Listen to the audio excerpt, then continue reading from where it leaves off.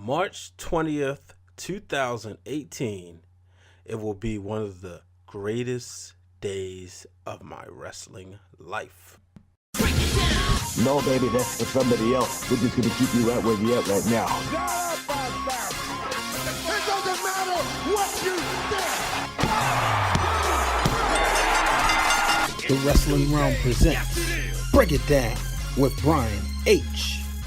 Hello, ladies and gentlemen. Welcome to another episode of Break It Down with Bryan H.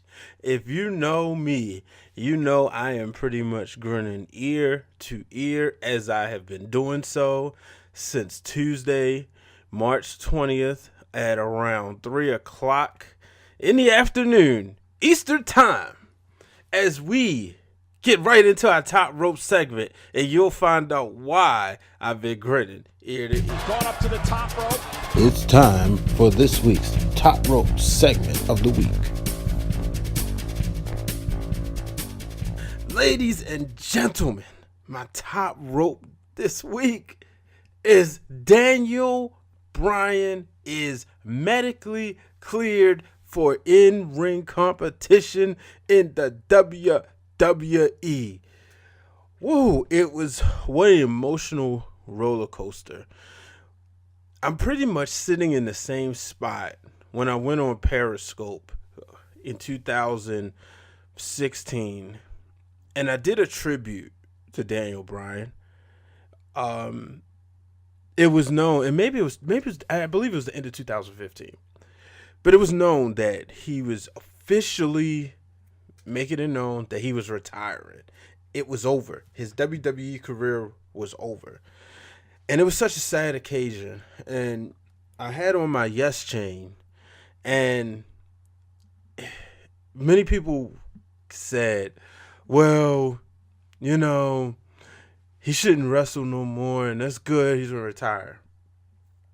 But I knew Daniel Bryan, just watching, this wasn't it.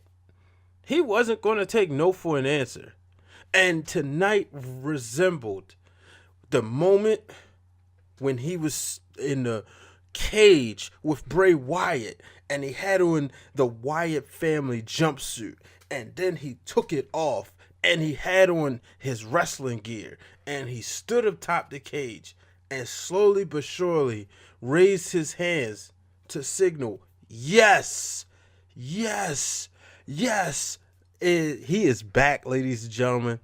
And you know what? For all you haters out there, everybody, for the Dave Meltzers of the world who said, oh yeah, Daniel Bryan, he'll never wrestle again. No, Vince is not going to clear him, because if Vince clears him, he's going to be going against his own doctors. And he has some of the best doctors. And let's not forget, the doctor was the guy from the Pittsburgh Steelers. And all the people who came to me, oh, your boy can't wrestle no more. And I said, nah. Then when Daniel Bryan said, or, you know, when Bryan Danielson said, I'm cleared, oh, WWE's not going to let him wrestle. They're not going to take the risk. Guess what? You all were wrong.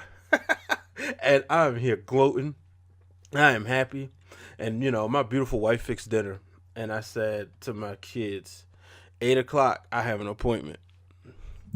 8 o'clock, my appointment was with USA Network. It was time for me to watch SmackDown. And sure, we saw Daniel Bryan come out there numerous occasions over the past couple of years. But when he came out there and said he was medically cleared, it was an amazing moment. This is going to go down as one of my favorite moments in wrestling history, because that moment when he retired, it was sad. And I'm an Edge fan. And when Edge retired, it was sad. But I never got Edge back. I got Daniel Bryan back. What a night. What a joyous occasion. But just like that, let me get right into my Tapped Out segment. Here's our Tapped Out segment of the week. My Tapped Out segment. Can the WWE please stop with firing people before WrestleMania? I mean, the whole firing thing is old. Last year it was AJ Styles. Who fired him? Daniel Bryan. This week, who's getting fired? Kevin Owens and Sami Zayn. And so because wrestling was so good this week. WWE, NXT was good. So but that segment, I had to choose something. And that was it. And I was like, what's going to be tapped out? But that was it. Do we have to fire somebody every week? Every year leading into WrestleMania, only for them to come back and they're going to have a match? But nonetheless, I mean, I would have been satisfied with just a beatdown. I would have even taken a suspension. But but it's not going to be too much of a tap out because, boy, did Daniel Bryan look happy. I've never seen, like, when he revved up and he was able to run and hit those front drop kicks and the yes kicks that Miz have been stealing. Daniel, oh man, I want everybody, when you get a chance, go right now while you're listening. If you got your headphones on, if you're driving, don't pull over. You can read it later. Go to thebrianhwarriors.com because I wrote 5 matches I want to see Daniel Bryan in 2018, and 2 of those guys were in the ring with him tonight: Kevin Owens and Sami Zayn. But I could obviously talk about Daniel Bryan forever, but I'm not going to do that because let's get right into Monday Night Raw. Roman Reigns, he was trespassing, and his trespassing led him to a beatdown. If you forgot, Roman Reigns is suspended, folks. And he's not supposed to be out there wrestling. I mean, he's not supposed to be on TV, but he came out there, and boy, did he receive a butt whipping from Brock Lesnar. And, if I could jump into kayfabe, boy, was I hot. No, here comes Brock. You don't show up, and then now all of a sudden you want to show up when Roman's handcuffed. But I tell you one thing, when that music hit, boy, I was like, oh shoot, because it was one of them moments. It was oh man, here he comes, and nonetheless, Roman took a butt whooping, and I understand it. I would have rather seen Brock not show up for a couple weeks, but nonetheless, it what do you do at this point? Because people start chanting, "You deserve it." And it's in Dallas, the place where he won the WWE World Heavyweight Championship from Triple H. So that's obviously not a good sign. But the fans are fickle. I do believe, I like Roman Reigns. He's going to win the WWE Universal Championship at WrestleMania, in my opinion. But boy, that was a beatdown. That beatdown was ugly. Yes, I added a syllable to it. But let's move on to the main event of Monday Night Raw, folks. Total deletion. My daughter, 3 years old, she was wondering, deletion. She was trying to say it. It was so funny. It was so cute. But so this is the type of match I want to see Matt Hardy and Bray Wyatt in. I don't need to see them in a traditional wrestling match. Throw them in the Boiler Room. Throw them in the Hardy compound. What was that place where Bray Wyatt and Randy Orton wrestled last year? Like, this fits them too. And I thought it was decent. I went in watching with an open mind. Didn't see it live, but I watched it with an open mind because obviously we saw this in TNA. Most of the time, you'll always remember your first time. But this was just, I just watched it with an open mind, and it was something I enjoyed. So shouts out to them for pulling it off. And I mean, obviously with the WWE, the production value was great. I want to see where they go from here because obviously Bray Wyatt Matt Hardy can say he's been deleted, but Bray Wyatt is not going out like that.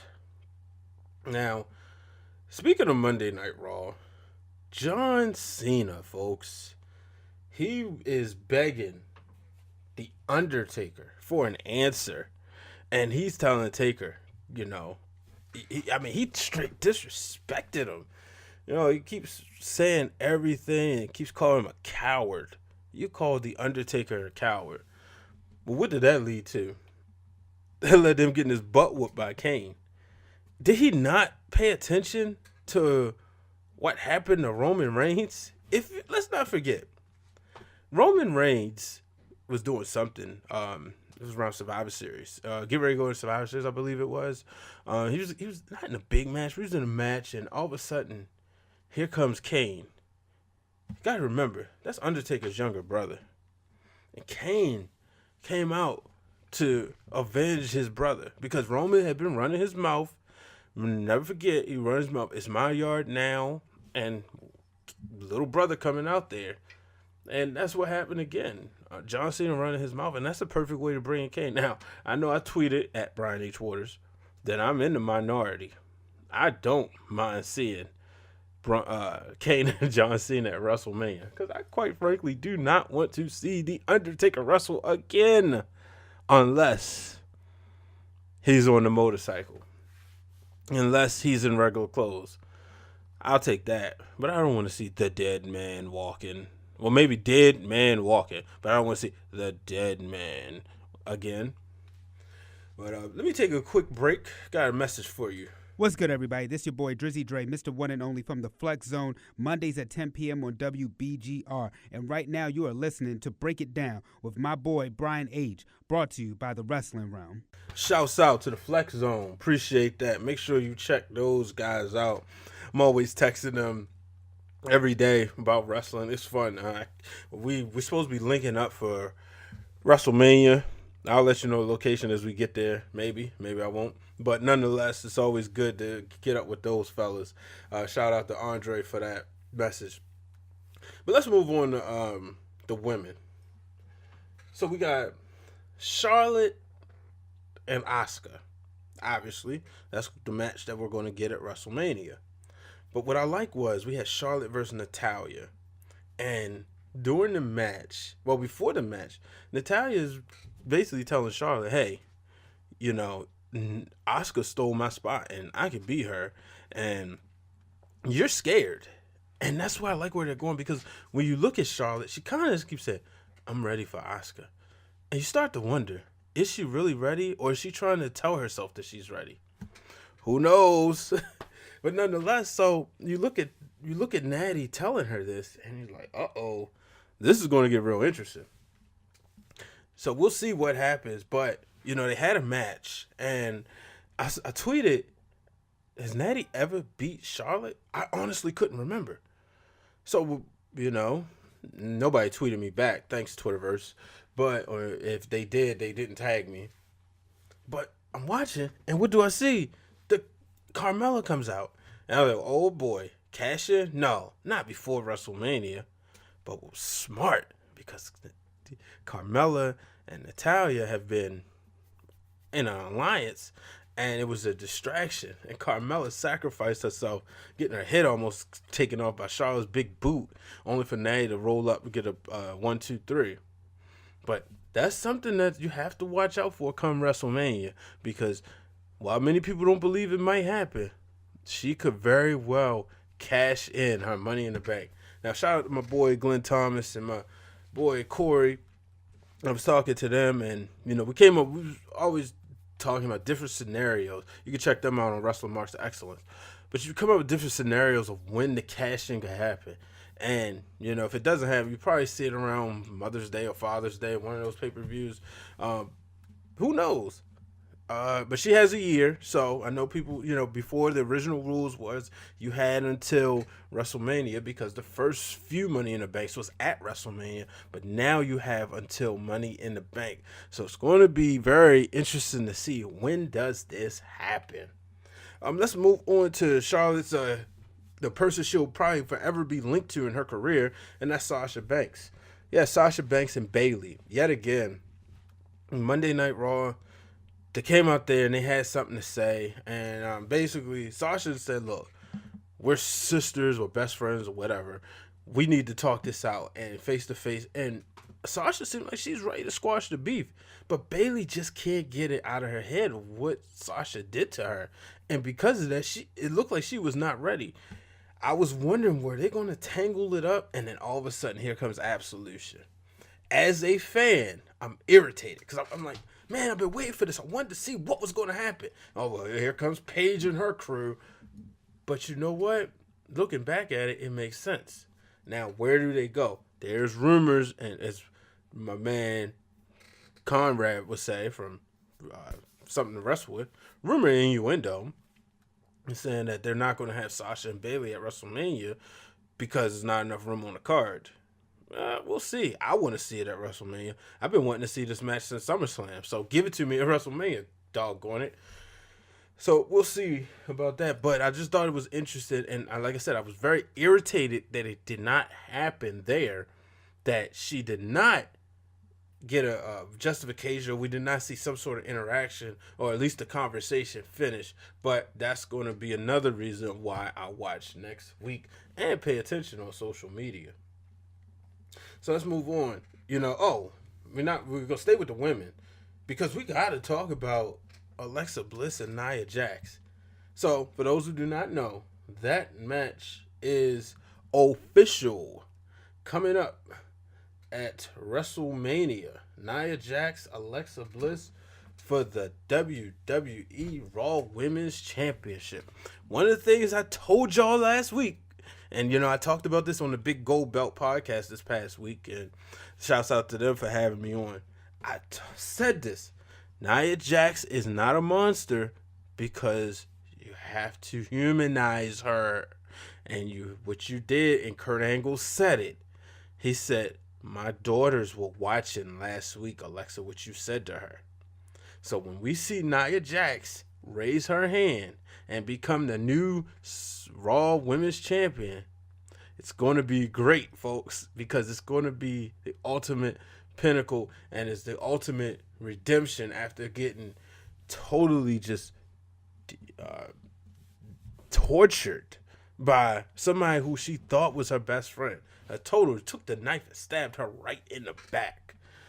So that's going to be, can't wait for that. But I did love Nia Jax, first of all, when you saw her running, like, wow, Alexa Bliss real little, and Nia Jax is, built. Man, she was about to destroy her, and I didn't think Alexa was going to get away. But Mickie James was obviously the ultimate sacrifice in that. So we'll see. Now, let's move on to the U.S. title picture. We got Jinder Mahal, the modern day Mahara, going in. Now has been added to the United States Championship match between Bobby Roode and Randy Orton. Something else I called. This is good. I want to see Jinder walk out with the belt. This guy, for what he was a few years ago when he was a part of three-man band, he has totally made a change. He went from being a main eventer on or sometimes a jobber on Superstars to WWE champion. And I remember when he first came out, me and the real Dwayne Allen, we always talk about, like, man, this guy has something. I really liked the storyline he had with the great Khali. And when Khali came back this summer during his match with Randy Orton, I kind of wanted to see him stick around a little bit, but I guess he couldn't for whatever reason. But man, adding him to the match, and I think he leaves with the title. This matchup with him and Randy Orton has been very interesting. Orton made, like he said, man, he's been, obviously I didn't beat him during the summer. But I think this feud between Bobby Roode and Randy Orton, it needs it. It needs it in there. Next week we'll get a tag team match on SmackDown with one of the Singh brothers and Jinder Mahal taking on Bobby Roode and Randy Orton. Of course, those two are going to clash, so we'll see what happens. And now let's move on to the WWE Championship. Why is, it's towards the end of the rundown, but, it's not to say it's not relevant, but, sometimes when you're producing a show, you got to keep the good stuff for later on, too, keep you hooked. But you got Shinsuke Nakamura and AJ Styles. And the rumors are AJ Styles is hurt, so, we'll see. We know how rumors go in wrestling. But nonetheless, AJ Styles, Shinsuke Nakamura, just seeing these two interact backstage, they're telling a different story. They're telling a story of one-upsmanship, who's better. AJ Styles has, it's the dream match situation, but Shinsuke is just kind of looking at AJ like, I don't need your help. I'm going to beat you at WrestleMania. So this is fun stuff right here. I want to see what happens, because I think when we do get that match, it's going to be one definitely to write home about. It's going to be one that we're going to keep watching for years and years to come. So now, let's move on. Because what's one of the biggest news this past week is that WrestleMania 35, folks, is going to New Jersey, New York. That's how they booked it a few years ago at MetLife Stadium. I tell you one thing, I'm happy. I'm from Baltimore. That's 3 hours up the road. I am in the building. How many people coming out? Make sure you tweet me. Well, obviously we'll do that next year, but you know this will be fun. And plus, did you see the colors? They're black and orange. Those are my favorite colors for those who don't know. So I'm really excited. That's one of the dopest logos I've seen. But you know who was at the forefront? New Day, and I don't see these guys breaking up anytime soon. So I was happy to see New Day out there, and happy to see, you know, Triple H and Ronda Rousey. I'm gonna put this: do we get a mixed intergender match next year? Triple H versus Ronda Rousey at WrestleMania.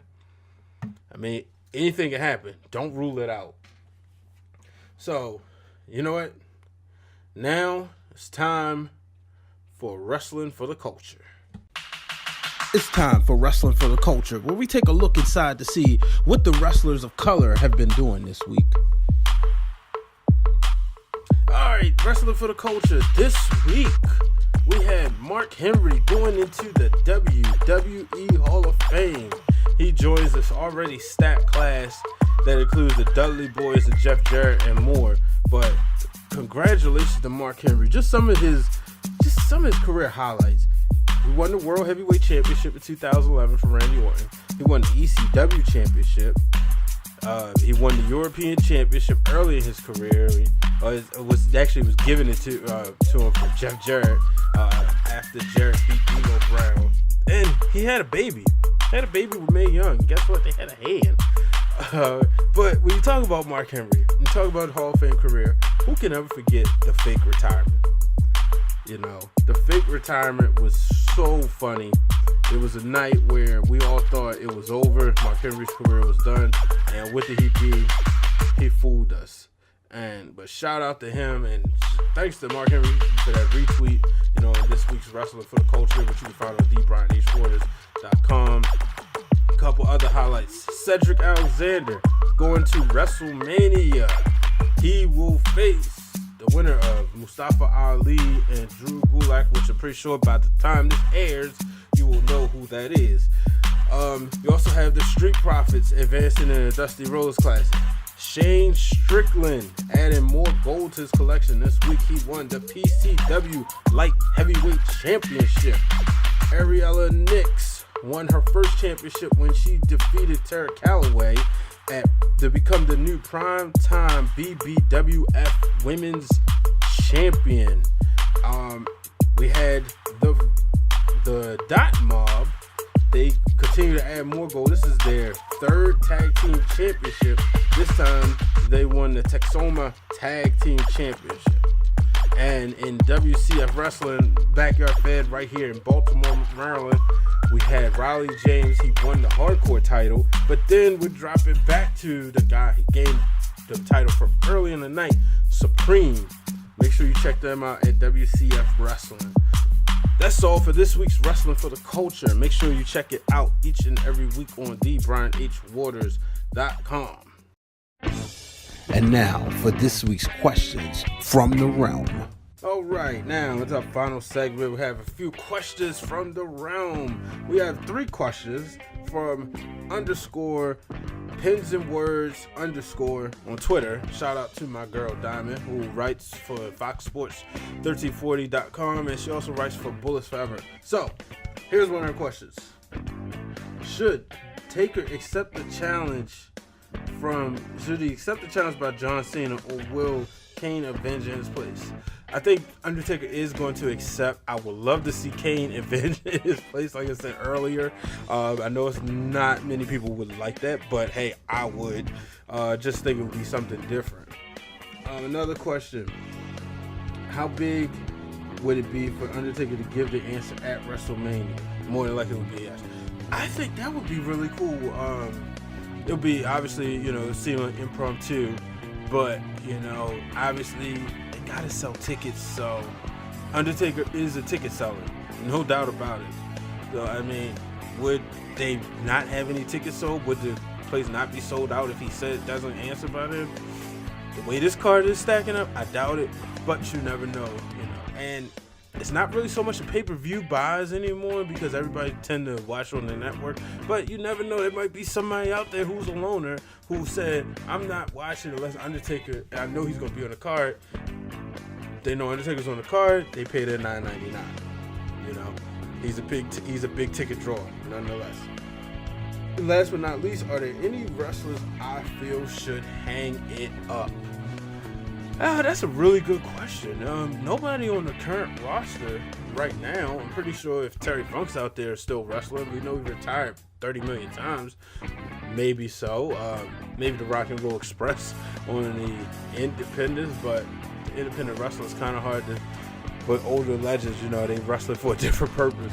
So there's nobody out there that I say should hang it up. So on Facebook, we got my boy Sean the Shark Williams. And he says, who needs to switch brands worse? Who needs to switch brands worse in the draft? Man, that so who really needs it? And I'm looking at that, and I don't really know who necessarily needs it. I know it may be interesting if say no, because I think right now what I see, everybody's kind of in their rightful place. I don't see anybody that I could think of benefit going from the other place. Like, for instance, if I saw Baron Corbin, I'm not a Baron Corbin fan, and Raw is already heavily heel stacked. Maybe he would benefit just because you would get some new feuds. So maybe I'll give that as an answer. But other than that, I like Ty Dillinger. I was looking at him tonight. I don't see him doing anything either. Jinder Mahal set the standard because when he switched brands, he went from a mediocre jobber to a WWE champion. I don't see that happening with anyone else. Sami Zayn went from being a mediocre jobber to being in the main event. And, obviously helped with Kevin Owens. But that's the thing. I don't see that in anybody on Raw or SmackDown right now. And so who would win the world title this year? Braun Strowman or Samoa Joe? I gotta go with Braun. Joe could do it if Roman wins, and that would be the perfect scenario. But Braun just looks very hot right now, and I'm not seeing Samoa Joe. So not to say he's out of state, out of mind, but I would have to see when he comes back and see how he's being booked. So right now, I'm going with the safe spot. I'm going with Braun Strowman. And last question is from, let me make sure I say his name right, Kevin Crittenden. If I said your name wrong, Kevin, please forgive me and write it hyphenetically so I can get it right the next time. It says, picture the scenario where the Elite would come into NXT for a feud. So, I think, so the easy answer would be, you have them come in and beat up Adam Cole and them, or, and then that would be it. But I would, or maybe have them come in like the NWO maybe, but I mean that's already been done before, so I don't know if there's I don't have a scenario for them to just come in and just kind of on this takeover thing, just being undisputed, so I would just bring them in and just have them, I would have them come in and be cocky instead of the sneak attacks. I would just have them come in and show up, sit on the front row, and then just maybe sit in the chair, and then maybe security comes out. And it's like, what are y'all doing? Well, we're sitting. They put their chairs next to the where the announce tables would be if they were at ringside, and then they get thrown out, and then next thing you know, they come to find out they have a WWE contract, NXT contract. So maybe that, it's just everything's been done. Like if they come in and they beat up on Undisputed, well, we've seen that before. That's how they came in. They beat up Drew McIntyre. So. I just don't want to do the same thing. Well, ladies and gentlemen, that is it for this week's edition of Break It Down with Bryan H. Make sure you check me out on just about everywhere you can get your podcast from. Make sure you go on iTunes, subscribe, drop me a 5-star rating, and when you do it, send me a screenshot. I'll give you a shout out. Go on Google Play. You know, for those of you out there with Androids, I got you covered. Go on Stitcher. You can download the app for absolutely free. You can get this podcast. And make sure you subscribe to the Wrestling Wrealm on YouTube. You'll get the whole show on YouTube for free. And make sure you follow me on Twitter at Bryan H. Waters. Make sure you're following the Wrestling Wrealm on Twitter at Wrestling Wrealm. That is WREALM. Make sure you're subscribed to, liking our Facebook page. And like my Facebook page too. You'll get clips of the show right there. But like I said, you'll get the full show on SoundCloud, Google Play, Stitcher, YouTube, and iTunes. Till the next time, so long, everyone.